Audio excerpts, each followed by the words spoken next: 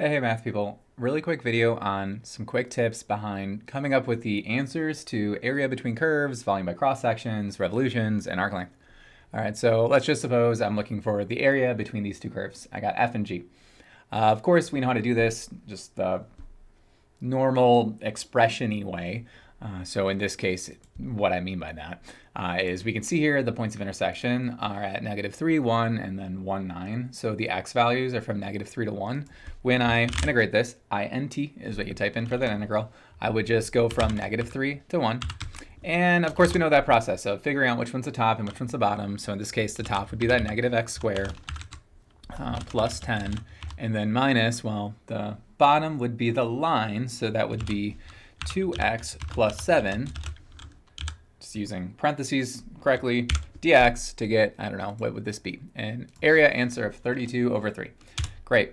Well, if I didn't want to do all that typing, and I didn't want to be mindful of all these negatives, and really even mindful of the top and bottom expression, identification of which one is which, what I can do instead is just the following. I can still find the points of intersection. That's something I still have to do, which is, again, -3 to 1.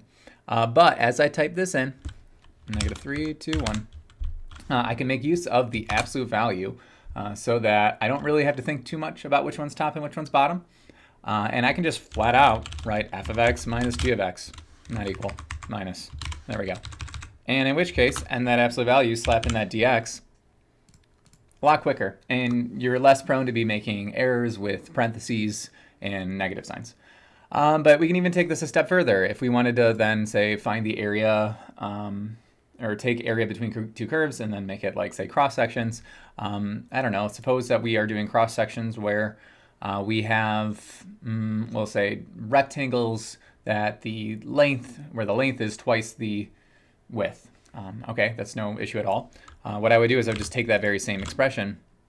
Okay, well, if I have rectangles, I would just want to take the square of what's on the inside here. I don't need these absolute values if I'm squaring, but I'm just keeping them there. They're not going to do much.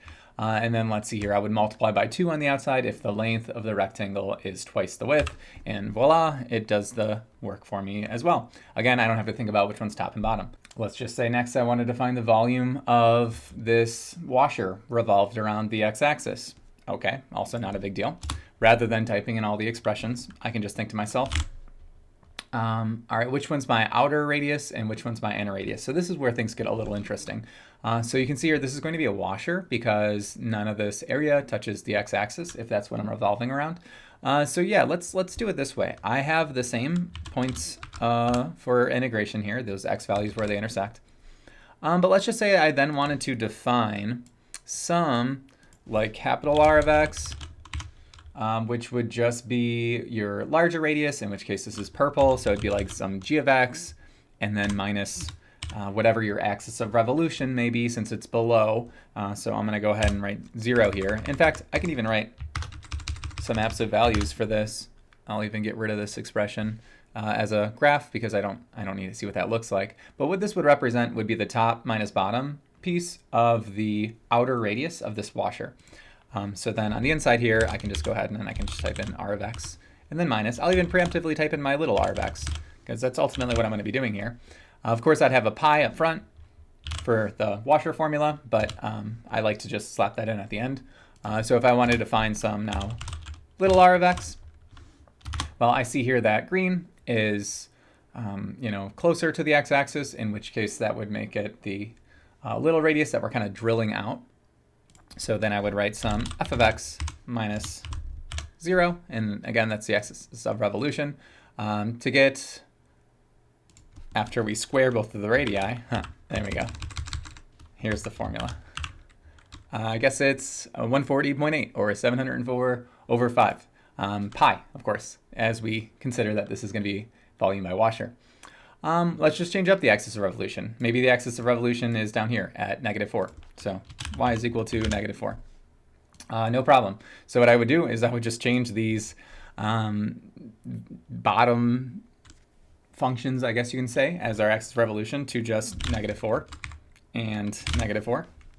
And voila, the answer would just be this 3,392 over 15, and then of course slapping that pi in front of the expression. But I like to do that at the end.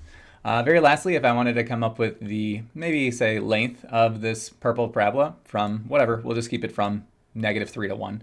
I can also do that. So you can see here that I've identified g of x as my parabola here. So if I remember my arc length formula, it goes the square root of, and we'll just go from -3 to 1, the square root of 1 plus, and then it was just whatever the function's derivative is squared, in which case I would just type this in as some g prime of x. I don't even have to do the computation of the derivative.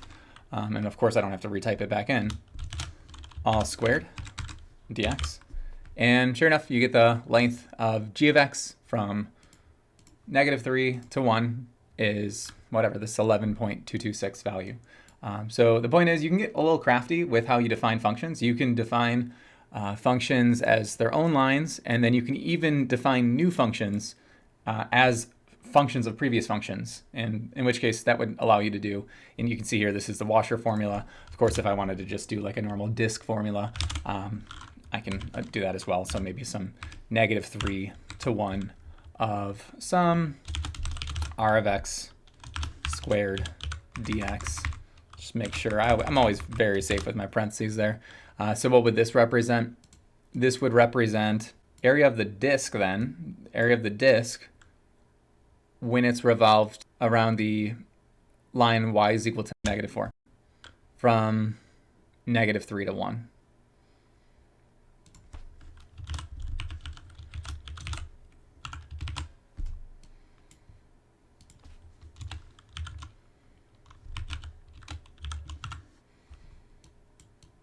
So this shape revolved around the blue line here.